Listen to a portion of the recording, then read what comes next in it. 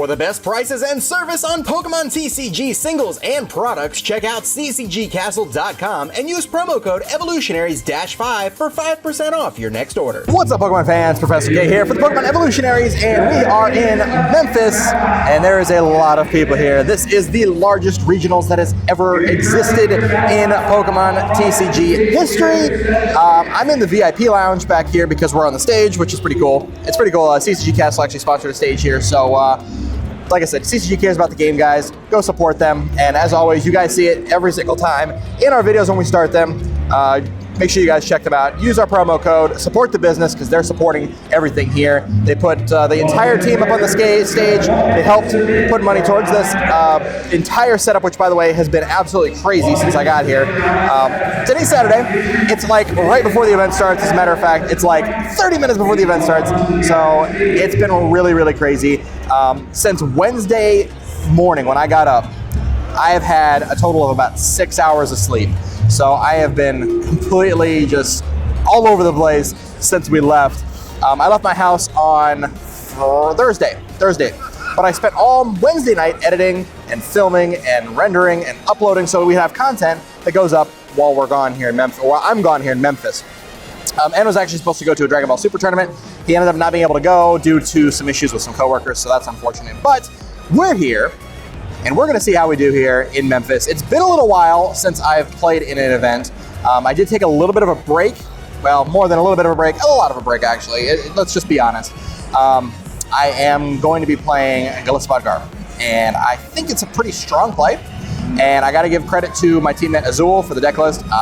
If we do well or don't, regardless, he's the reason why I even got the list in the first place, so shout out to him. This is gonna be fun though, because Gallisapod has kind of been the deck that's been like right on the fringe of being good for me. I've done really, really well, but not well enough to get points just yet, like right on the edge every time. But I think it's really well positioned right now with all of the Zoroark Lycanroc that's going around right now. It's going to be really good. Plus the Decidueye, it plays 4 Enhanced Hammer, which is nuts. I mean, it can either be really, really good or really, really bad. I'm hoping that the inconsistencies that arise with Gallisapod don't really carry over since we have a way to stall, but we'll see what happens. I kind of already have a strategy of how I want to play a lot of these matches, so we'll see how they go. It's going to be 9 rounds, over 1,000 people. Over 1,000 people registered here. I don't know if that's just Masters or everybody, but that's more than I have ever seen at a tournament outside of a Nationals or NAIC sized event, which it's crazy. But anyways, guys, we're gonna do a little bit more filming. I haven't been able to do a lot. I'm sorry that we're kind of like starting right before the event, but we'll work on it and we're gonna get started. I'm gonna let you guys know how we do as it goes along.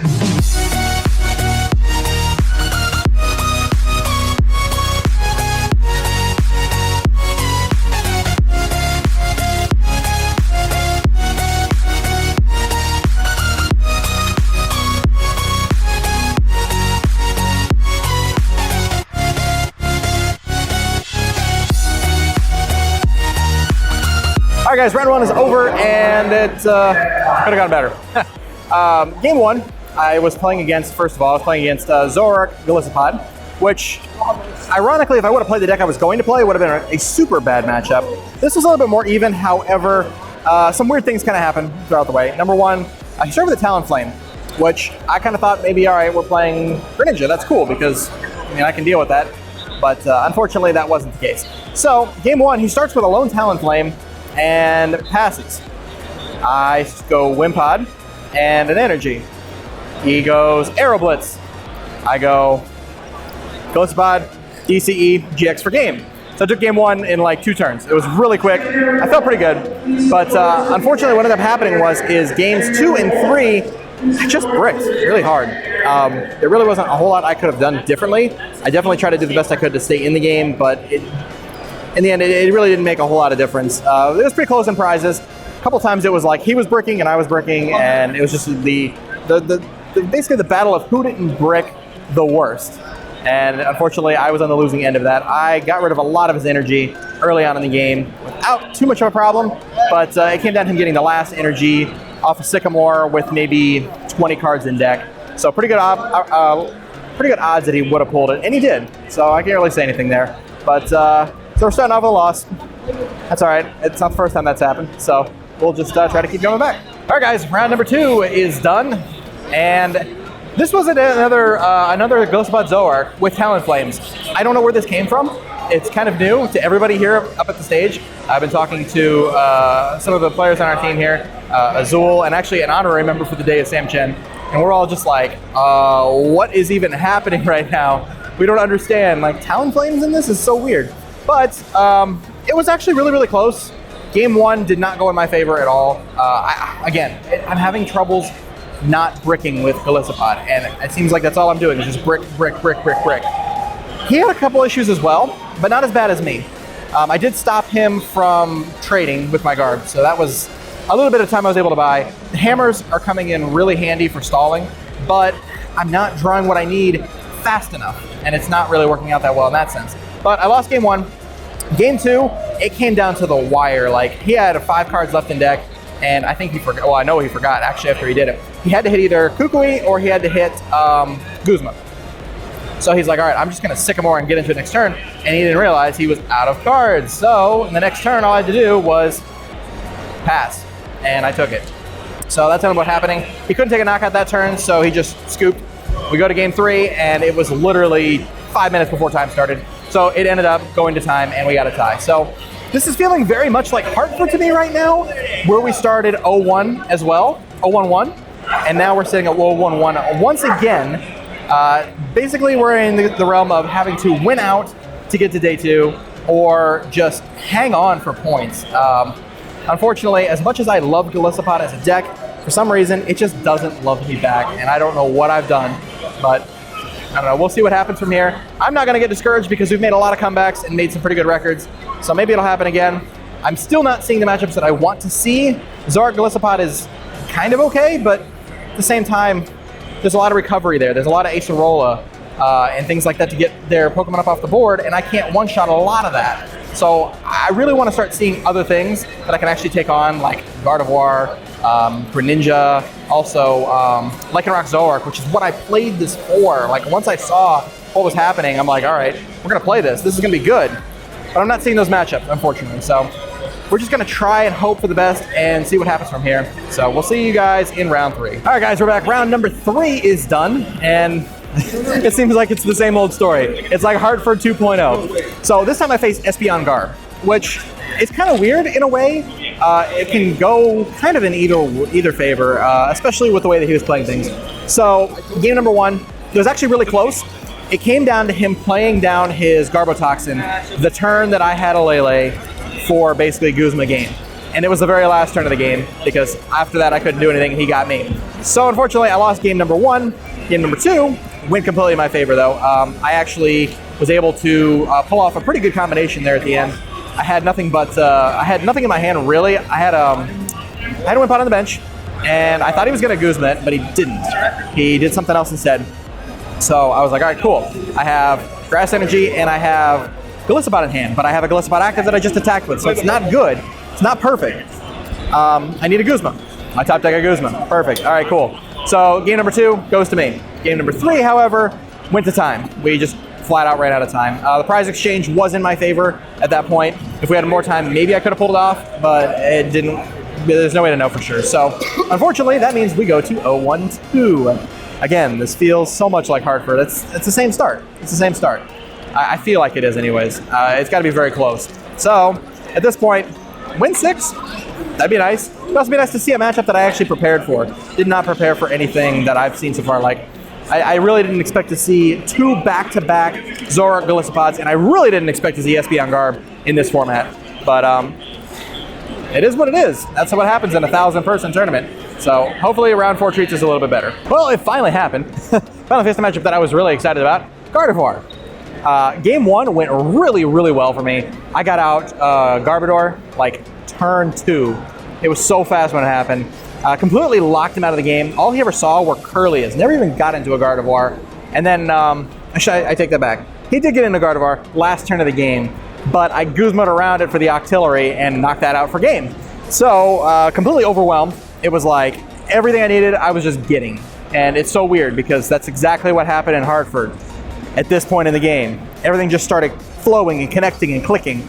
So it's really weird to me how this is happening. But again, don't want to jinx it. So we go to game number 2. Game number 2, it falls apart again. Completely falls apart on me. Didn't get a single float stone except for, I'm sorry, I take it back. 1 float stone. That's all I got the whole game. And 0 garb. I started with 2 trubbish. Never saw a garb, not once. So game 2, I was just like, you know what? I scoop. It's fine. Game number 3, I go first. I start out with 2 trubs again. Missed the Bridget. Bridget was finally prized. First time it's happened. Coco was prized. First time that's happened. And I was like, all right, cool, whatever. It passed. I attached energy to wind pot and passed. So he goes, does a couple things, not much. Just puts out a Bridget for a 2 Ralts and a Remoraid. Okay, cool. Passes back to me. I draw. I get an N. I'm like, okay, cool. And I end into grass, or not grass, a Golisopod, 2 float stone, a garb, and something else, a couple other cards, whatever it was. Oh, a DCE and something else. So I was like, all right, this is awesome. So I went ahead and garb right away. Prevented him from doing anything. This time, he never did see a Gardevoir. It was just Curlias and Ralts and nothing else. So it went really quickly. Again, ability lock. When I needed the DCE, I got a DCE. Armor pressed my way to victory.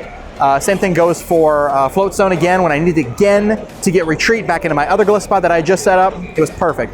It was just perfect. Every single time I wanted to do what I wanted to do, it happened and it worked out really well. So finally, a deck I was expecting to see and I prepared for is actually here, and we managed to take a win. So we're sitting at 1, 1, and 2. Again, I can't stress enough how much this reminds me of Connecticut, but it's lunchtime. I'm gonna go eat my first meal of the day at 2 o'clock in the afternoon. Not exactly recommended, guys. Let me tell you, I should have had breakfast, but I didn't. No sleep, no food. I'm surprised I'm even functioning, but that's okay. I'm here having fun. So anyways, guys, we're having fun here on the CCG Castle stage. Make sure you guys go support CCG Castle, as I said earlier in the video. They've really made this a great experience for the entire team and all the players. Besides that, by the way, one other thing, guys, we've been doing, as you can see over here, we've been giving away CCG Castle t-shirts. We've been giving away TC Evolution's Mega Dice. These are the ones that go from 130 all the way to 240. And then we've also had all of these Ultimate Guard sleeves as well. So shout out to Ultimate Guard. Shout out to TC Evolutions and CCG Castle for all this awesome stuff. So anyone who came up here and battled us on the stage is walking with a lot of really cool free stuff. So definitely, like I said, support a company that supports you guys. Go check them out. Ultimate Guard, TC Evolutions, CCG Castle. I'm gonna go eat. All right, guys, lunch is over. Another round is done. And this time around, faced Decidueye Zoroark. And ironically, it would be the deck that I profiled last Thursday. Couple different changes though. This played a Mewtwo in it, which didn't come into play for me, obviously, but it was not the most favorable thing. It seems like everything just ends up being close to 50-50. He took game 1 because I couldn't get out Garb. Game 2, I got out Garb immediately, and I pretty much kept it in for the most part. He did manage to field blow me once or twice, but I got everything right back. I won game 2. Game 3 almost went to time, but I just ran out of resources and I couldn't do anything. So unfortunately, we take another loss. I definitely should have stuck with what I was originally going to play. I switched decks at 3 in the morning, and that was a bad idea, I think. But oh well, it is what it is. It sounded like a really good idea. It felt like the premise behind it, using 4 enhanced hammers, and I was supposed to be facing, Lycanrocs and Buzzhole decks and all that other good stuff. I was prepared for those. I was prepared for Guardy. Not so much everything else that I faced, really. Just Guardy's the only one I have, and that's the only one I was really prepared for. So, sadly enough, that's all there is. But there's a little bit of bright news. I did have an incredible fan come up to me. I don't know who this person actually was, but again, you know who you are, man. I can't believe it did this, but walked up to me and said, hey, I know you're trying to collect gold stars. I know you're missing 1 or 2 of them, and right there. I just can't believe it. Latias Gold Star just hands it to me. I'm just like, wow, that's insane.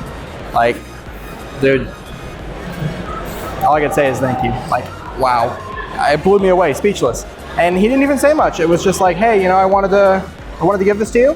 Thanks for what you do, and that was pretty much it. And I just kind of left me standing there without words. But really awesome guy. So again, you know who you are.